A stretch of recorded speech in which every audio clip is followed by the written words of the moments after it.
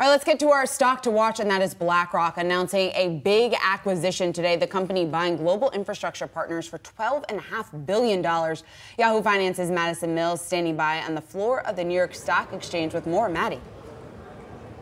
The world's biggest asset management firm going big now on airplanes, bridges, tunnels, all things infrastructure. And CEO of BlackRock, Larry Fink, saying this morning that this is a move to invest in an area where policymakers are getting increasingly interested in expansion.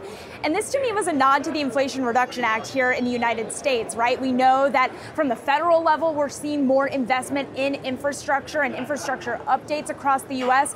But governments that are strapped for cash, not just here in the States, but globally, are increasingly seeking private cash to fund those infrastructure projects. And that's what BlackRock is betting on here. The CEO saying that this has the potential to double some of their fees related to these projects. And that's why they decided to go with global infrastructure partners on this $12 billion deal mixed with cash and stock on that expenditure.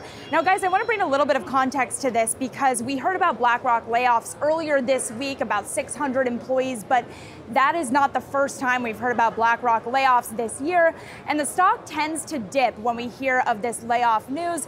This news today is exactly why we see these firms doing things with cost cutting and layoffs. We're seeing the exact same thing over at Citi with their cost reduction plan, and then we see them spending money in other ways moving forward. That's one potential explanation for the layoffs that we've seen from BlackRock. The firm continues to say that the push towards passive versus active management of funds and things like ETFs from retail investors is weighing on some of their profit margins when it comes to some of their employees. And instead, they're going to cut back on those employees and invest in firms like this one.